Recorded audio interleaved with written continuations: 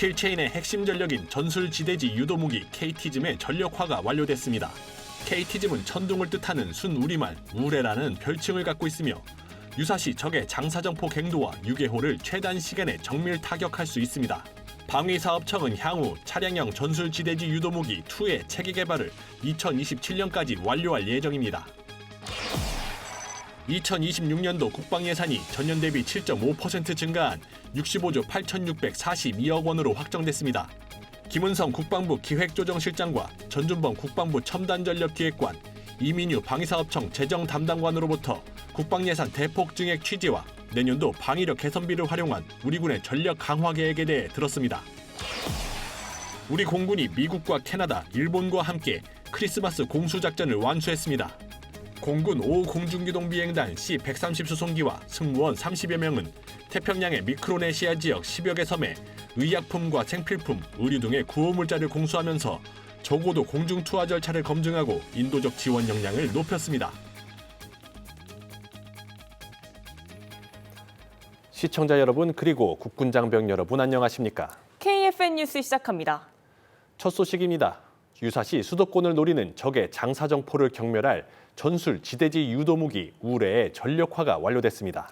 또 다연장 유도무기 체계 천무 유도탄의 수명도 연장했다고 방위사업청이 밝혔습니다. 안재영 기자의 보도입니다.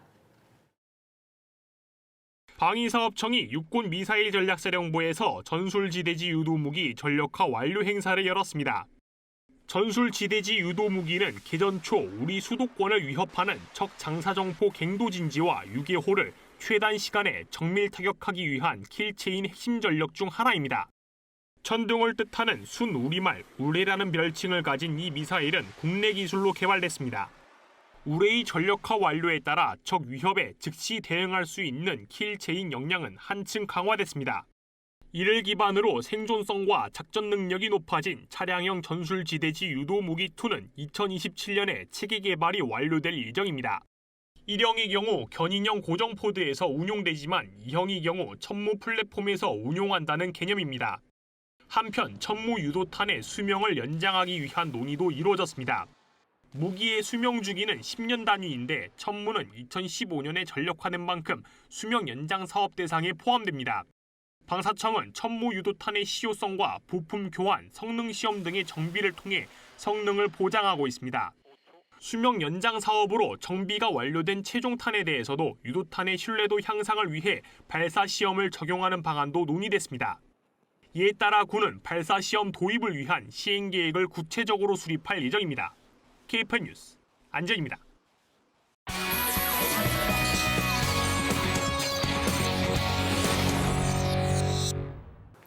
이번에는 국방 초대석 시간입니다. 내년도 국방 예산이 65조 8,642억 원으로 확정됐습니다. 이는 전년 대비 7.5% 증가한 수치로 2019년 국방 예산이 8.2% 증가한 이후 가장 가파른 증가세를 보였습니다. 그래서 오늘은 내년도 국방 예산의 구성과 의미, 국민이 꼭 알아야 할 변화들을 첨단 기술 강군의 관점에서 짚어보겠습니다. 김은성 국방부 기획조정실장, 전준범 국방부 첨단전력기획관, 이민유 방위사업청 재정담당관 나오셨습니다.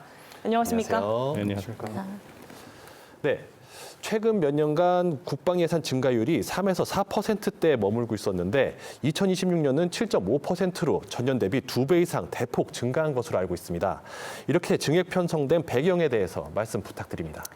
예, 최근에 2025년 영국의 국제전략문제연구소가 발간한 밀벨에 의하면 2024년 전 세계 국방예산 증가율이 7.4% 정도로 나타냈습니다. 이재명 정부 역시 한국의 주도적 방위 역량을 강화하기 위해서 GDP 대비 현재 2.3% 수준인 국방 예산을 향후 10년간에 걸쳐서 3.5% 수준까지 끌어올리겠다는 계획을 발표한 바가 있습니다. 이 계획에 따라서 최근에 북핵 능력이 고도화되고 미국의 전략적 변수가 커지는 시기에 국방 예산의 증액은 자주적 방위 역량을 강화하기 위한 정부의 강력한 의지라고 할 수 있습니다. 네, 말씀하신 바와 같이 내년도 국방 예산 중 방위력 개선비 증가가 컸다는 점이 눈에 띄는데요. 특히 KF-21 전투기 최초 양산 예산이랑 한국형 삼축체계 강화 예산이 대폭 늘었다는 사실이 주목하고 싶은데 자세한 내용 부탁드립니다. 예. 내년 KF-21 전투기 최초 양산 예산은 25년 본 예산 대비 2,686억 원 증가한 1조 4,181억 원으로 23.4%가 증가하였습니다. 또한 내년 한국형 삼축 체계 예산은 25년 본 예산 대비 1조 5,549억 원 증가한 8조 8,387억 원으로 21.3%가 증가하였습니다. 현재 한국형 삼축 체계는 우리나라만의 독자적인 방어 체계로 확고히 자리 잡아 그 위상을 날로 강화되고 있습니다. 국내 방위산업 육성에도 큰 기여를 하고 있습니다. 네, 국방 연구개발 투자도 전년 대비 20% 가까이 크게 늘어난 것도 눈에 띄는데요. 주로 어떤 연구개발에 예산이 투입되는지 설명해 주시죠. 예, 내년 국방 R&D 예산은 25년 본 예산 대비 9,502억 원 증가한 5조 8,396억 원으로 19.4%가 증가하였으며 이는 내년 방위사업청 예산의 약 30%를 차지합니다. 무기체계 R&D는 전방위적 위협에 대비를 위한 첨단 무기체계 연구개발에 중점을 두고 국방기술 개발 분야는 첨단 전력 건설을 위한 미래 혁신형 기술에 집중 투자하고 특히 국방기술 성과를 민간과 공유하는 개방형 R&D 구축을 위해 민군 협력 분야를 확대 투자하였습니다. 네, 또한 방산 수출 관련해서 K방산의 지속적인 성장과 방산 기업의 혁신 성장 생태계 조성이 눈에 띄는데요. 자세한 말씀 부탁드립니다.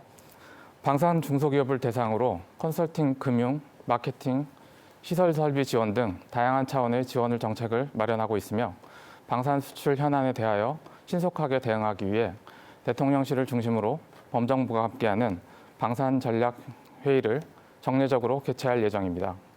특히 내년에는 K방산 혁신의 주체가 될 스타트업을 발굴하고 체계적으로 육성하는 사업을 신설하였으며 방산혁신 클러스터의 추가 선정을 통해 지역 거점 생태계 구축도 더욱 활성화될 것으로 기대하고 있습니다. 네, 안규백 국방부 장관께서 강조하신 50만 드론 전사 양성 관련 예산도 대폭 늘었는데요. 드론 전사 양성 사업의 목표와 비전에 대해서 설명 부탁드립니다.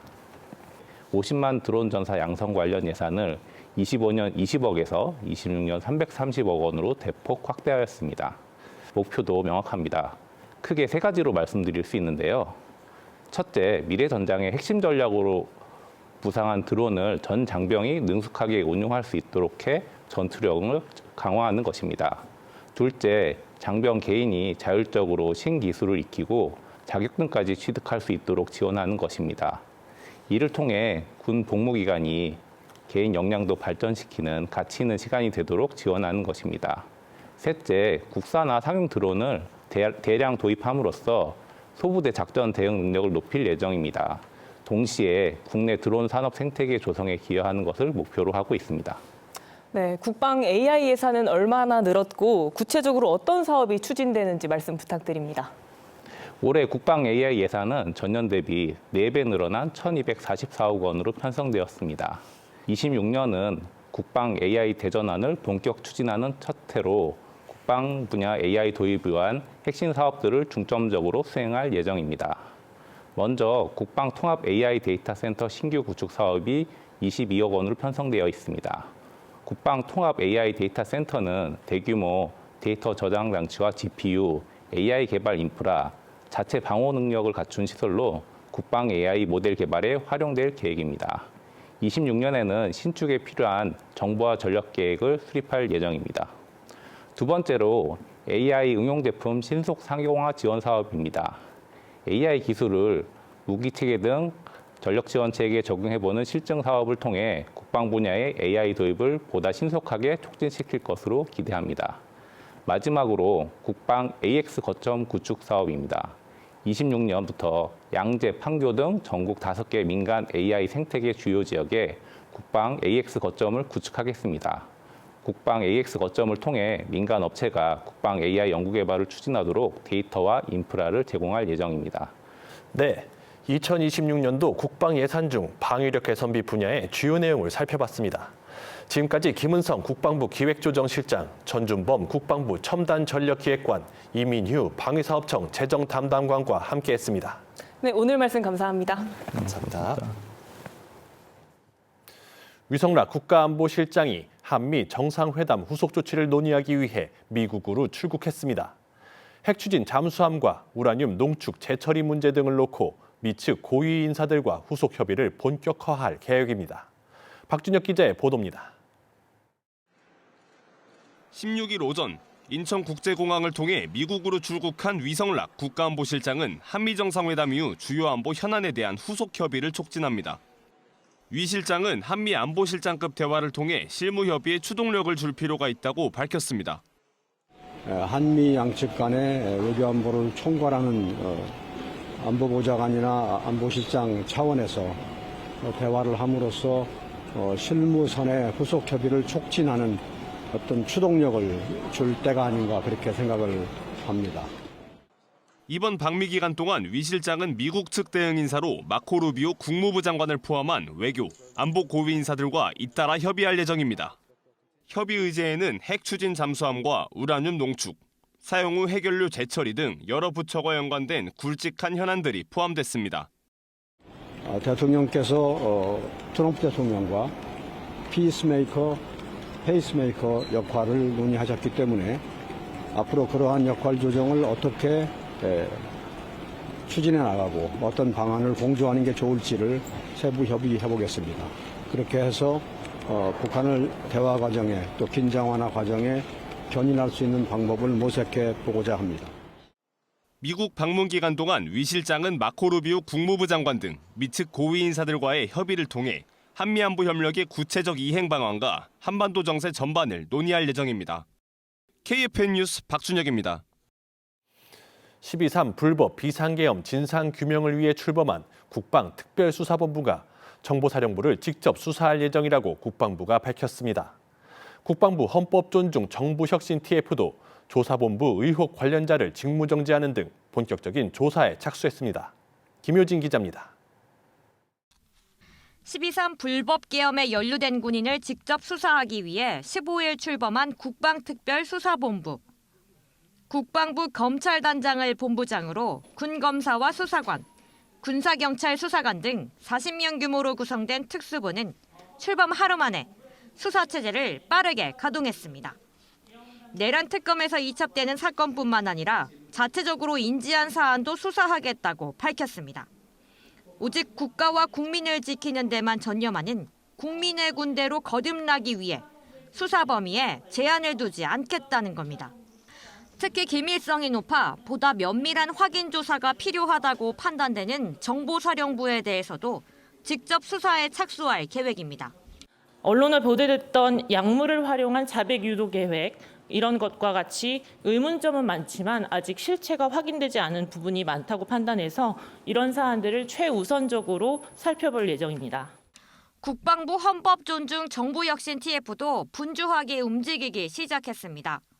지난 3주간 접수된 제보를 과제로 정리해 즉시 조사에 착수한 겁니다. 이번 조사에는 불법 계엄 당시 수도권 내 미결 수용실 준비 의혹, 방첩사 지원 수사관 명단 작성 의혹 등 국방부 조사본부와 관련된 사안도 포함됐습니다. 국방부는 12.3 비상계엄 당시 합동체포조 편성과 관련된 조사본부 소속 인원들에 대해서도 직무정지 조치를 내렸습니다. 국방부 조사본부 차장 직무대리 박정훈 대령은 관련자 16명에 대해서 오늘 직무정지를 하고 분리조치된 상태에서 헌법존중 TF의 조사를 받도록 조치했습니다. 한편 국방부 검찰단은 정보사령부 특수부대의 예산과 임무에 대한 정보를 누설한 전 정보사령관에 대해 군 형법상 군사기밀 누설 혐의로 기소할 예정이라고 밝혔습니다. KFN 뉴스 김효진입니다. 내란 극복과 미래국방 설계를 위한 민관군 합동특별자문위원회 미래전략분과위원회가 오사단 AI 경계작전센터를 방문했습니다. 위원들은 현장을 둘러본 뒤 AI 기반 유무인 복합 경계작전 체계의 운영 개념과 추진성, 향후 발전 방향에 대해 논의했습니다. 민관군이 함께 추진하는 군 구조개혁의 밑거름이 될 창급부대 임무요원들의 생생한 의견을 직접 듣는 자리도 마련됐습니다. 미래전략분과위원회는 이번 방문을 발판으로 안보 환경 분석과 미래 작전 개념, 분야별 발전 방안에 대한 심층 토의로 발전시켜 2040년을 목표로 하는 군 구조 개편안을 마련할 계획입니다. 공군이 미 태평양 공군사령부가 주관하는 크리스마스 공수작전을 성공적으로 마치고 귀국했습니다. 김은진 기자의 보도입니다. 지난 7일부터 14일까지 크리스마스 공수작전에 참가한 공군 요원들이 16일 귀국했습니다. 임무요원들은 총 5차례에 걸쳐 미국 괌 남쪽 미크로네시아 지역 10개 섬에 의약품과 의류, 생활 필수품 등의 구호물자를 공수했습니다. 구호물자는 낙하산에 매달아 지상으로부터 약 60m에서 투하하는 방식으로 전달됐습니다. 이번 공수작전에는 우리나라를 비롯해 미국과 캐나다, 일본이 참가했습니다. 우리 공군은 제5공중기동비행단 소속 C-130 수송기 한 대와 조종사, 정비사 등 30여 명이 파견됐습니다. C-130은 김해기지를 이륙해 미국 괌 앤더슨 공군기지에 도착한 뒤 공수작전을 수행했습니다. 공수작전에 참가한 참가국과 참관국 임무요원들은 각국의 비행 노하우와 지식 등을 공유하며 상호 신뢰를 쌓고 연합작전 수행 능력을 끌어올렸습니다. 공군은 2021년 미 공군의 초청을 받아 처음으로 크리스마스 공수작전에 참가한 이후 현재까지 매년 참가하며 인도적 지원 역량을 높이고 다양한 조건에서 적어도 공중투하 절차를 검증했습니다. KFN 뉴스 김은진입니다. K방산의 효자 상품인 K2 전차와 K9 자주포 등 육상무기 체계는 거친 환경과 악천후에도 견뎌내며 그 전투력을 발휘해야 합니다. 이런 무기 체계의 도료 도장이 그 전투력을 유지하는 데 큰 역할을 하고 있습니다. 우리나라 육상무기 체계의 도료 개발과 앞으로의 계획까지 방산톡톡에서 알려드립니다. 국방용 도료 같은 경우에는 특수한 기능을 가지고 있거든요. 끈기와 집념 그런 게 필요하다고 생각합니다.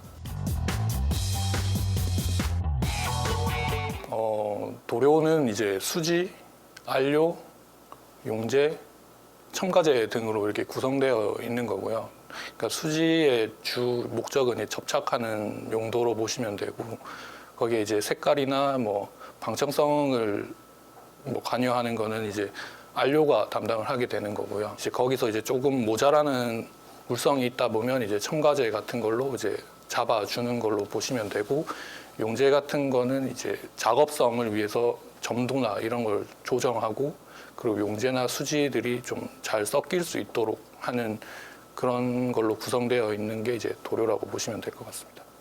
무기체계용 도료 같은 경우에는 단순한 보호 목적의 도료가 아니라 장비의 운영성이나 이제 생존성을 높이게 하는 도료, 특수 도료라고 생각하시면 되고요. 일반적인 도료와 좀 다른 부분은 위장 능력이라든지 아니면 화학작용제 저항성, 제독제 저항성 같은 특수 목적의 기능과 더불어 이제 거친 지형이나 충격, 마모성 등이 매우 높아서 이게 내구성이 아주 높은 도료라고 생각하시면 될 것 같습니다. 지상 무기 체계용 도료 같은 경우에는 특이하게 이제 그 위장 성능이라는 게 필요합니다. 이 위장 성능이라는 것은 적외선 탐지가 좀 잘 안 되게 하는 그런 능력을 가진 특성이고요. 그리고 그거와 더불어서 북한 화학 무기에 대해 대응을 하기 위해서 그 화학 무기의 내성을 가진 능력과 화학 작용제를 제거할 수 있는 제독제가 이제 도막이 잘 견딜 수 있는가를 보는 능력이 첫 번째로 중요시되고 있고요. 그리고 이제 무기에서 많이 사용되고 있는 항공유라든지 윤활유, 디젤 같은 그런 연료 기름류의 그런 내성도 필요하고, 내산성이라든지 내연기성 같은 일반적인 화학적인 물성도 요구를 하고 있고요. 부착성, 내마모성, 충격성 같이 이제 단순 물성들도 요구하는 부분이 있어야 이게 도료가 된다고 보시면 될 것 같습니다. 위장 능력 같은 경우에는 저희가 이제 설계를 하기는 하거든요. 근데 패턴은 이제 정해진 그 모양대로 하는 것이고, 이제 저희는 거기에 들어가는 위장 색상을 개발한다고 생각하시면 될 것 같습니다. 그게 좀 특수한 기능을 가지고 있거든요. 보통 이제 국방에서 그 적외선 탐지라고 하는 개념이 있는데, 이제 적외선 탐지의 원리를 살짝 보면 이제 모든 물체에 적외선이 이제 방출이 되는데, 그 적외선의 패턴을 이제 분석해서 이거를 분별을 하는 거거든요. 저희 도료 쪽에서는 이제 적외선과 가장 관련된 부분은 이제 색상 안료가 있는데, 색상 안료에는 각각 고유한 적외선 파장에서 나오는 반사율을 가지고 있습니다. 그런데 이제 저희가 이제 위장을 해야 하는 주변 지형 지물에서 또 나오는 반사율이라는 게 있는데, 최대한 그것을 도료와 유사하게 맞춰주는 게 이제 기술이고 능력인 거고요. 규격에 보면 위장 색상이라는 리스트가 쫙 있고, 이제 각 색상별로 가져야 되는 평균 적외선 반사율이라는 값이 있습니다. 그래서 그 값을 만족시키는 거라고 보시면 될 것 같습니다. 패턴 같은 경우에는 도장을 어떤 형태로 이제 도장을 하느냐에 따라 결정이 되는 건데, 디지털 무늬 같은 경우에는 이게 엄청 세부화되어 있기 때문에 도장하기도 상당히 까다로울 것으로 좀 예상은 되거든요. 보통 저희가 위장 도료 같은 경우에는 이거를 마스킹을 한다든지 아니면 부분 도장을 해가지고 위장 무늬를 도장을 하는 건데, 아무래도 이제 디지털 무늬로 가게 되게 되면 도장이 더 힘들 것으로 예상은 되고 있습니다. 일단 뭐 제가 이걸 개발을 하면서 좀 힘들었던 부분은 군사적인 목적의 물성이다 보니까 정보들이 많이 없습니다. 오히려 다 모든 걸 저희가 개척해 나가야 되는 그런 부분이 좀 힘들고요. 일단 끝까지 포기하지 않고 계속 해야 됩니다. 끈기와 뭐 집념, 그런 게 필요하다고 생각합니다. 그래도 뭐 제가 힘들게 만든 게 이제 발려져 가지고 그거에 작전 수행을 할 수 있는데 뭐 도움이 됐다는 점에서 많은 보람을 느낍니다. 이어서 오늘의 국방단신 전해드립니다. 육군 3군단이 16일 강원 인제군 기린 실내체육관에서 2025년 6.25 전사자 발굴 유해 합동 연결식을 실시했습니다. 이번 연결식에는 유해 발굴 작전에 참여한 장병들을 비롯해 지자체와 보훈 관계자 등 200여 명이 참석해 전사자들의 숭고한 희생을 기렸습니다. 3군단은 올해 3월부터 8개월 동안 인제와 양구, 고성 등 5개 지역에서 유해 29구와 유품 19,000여 점을 발굴했습니다. 합동 연결식을 마친 유해는 국방부 유해 발굴 감식단으로 이관돼 DNA 분석과 신원 확인 절차를 거칠 예정입니다. 정부가 16일 대전 컨벤션 센터에서 2025년 민군 기술협력 사업 성과 발표회를 열고 사업 성과와 향후 추진 방향을 공개했습니다. 민군 기술협력 사업으로 발생한 기업 매출은 최근 5년 동안 2배 이상 증가한 것으로 발표됐습니다. 정부는 국방 인공지능과 드론 등 첨단 기술 분야를 중심으로 투자를 이어가며 산업 경쟁력 강화를 위해 노력하겠다고 밝혔습니다. 방위사업청과 국방기술진흥연구소가 16일 서울 용산구 피스앤파크 컨벤션에서 방산혁신기업 100 프로젝트의 올해 선정 결과를 발표했습니다. 이번 선정에는 우주, 인공지능, 반도체 등 국방 첨단 전략 분야에서 두각을 드러낸 21개 기업이 새롭게 이름을 올렸습니다. 선정된 기업들은 앞으로 5년 동안 기업 성장에 필요한 전방위적 지원을 받게 됩니다.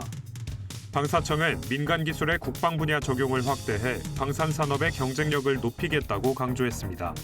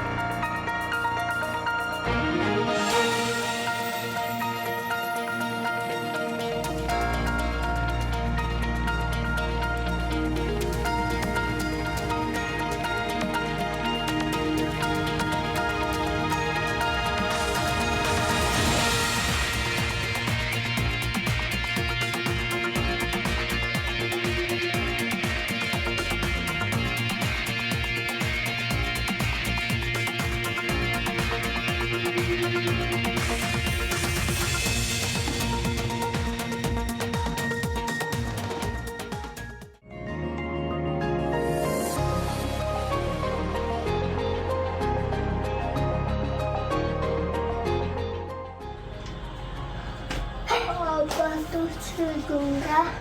잘 갔다 와. 나는 한 가정의 가장입니다. 오늘도 대한민국을 수호하기 위해 한 걸음 한 걸음 나아갑니다. 나는 과학화 전투훈련단의 전사로서 전투기술과 교육을 끊임없이 반복하며 평범한 군인을 비범한 전사로 만들기 위해 뜨거운 담금질을 반복하고 있습니다. 내가 나아가는 이 걸음이 누군가의 앞날을 이끌어줄 길이 되어줄 것이라 믿으며 오늘도 우리는 국토방위 주역으로서 대한민국의 더 나은 미래를 만들어갑니다. 차세대 전투발전 시스템의 주역 KCTC 우리는 과학화 전투훈련단의 전사입니다.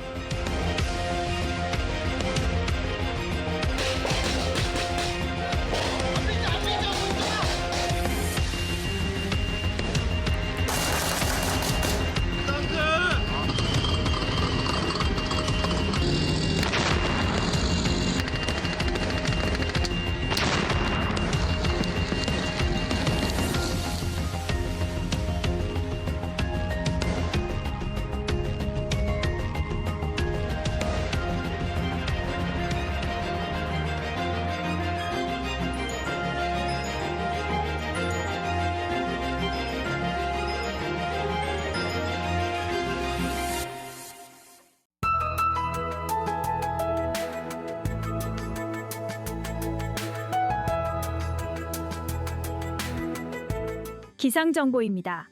오늘은 날이 많이 춥지 않지만 구름이 많고 한때 약한 비나 눈이 내리는 날씨가 예상되는데요.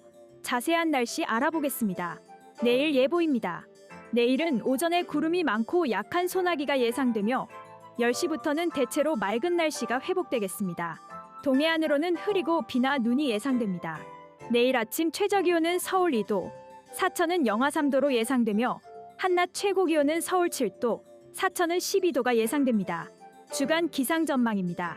금요일까지 대체로 맑은 날씨가 지속되겠고 주말인 토요일 오전부터는 전국적으로 비 소식이 있겠습니다. 이후 일요일부터는 한동안 대체로 맑은 날씨가 이어지겠습니다. 이상 공군 기상단 제공 기상 정보였습니다.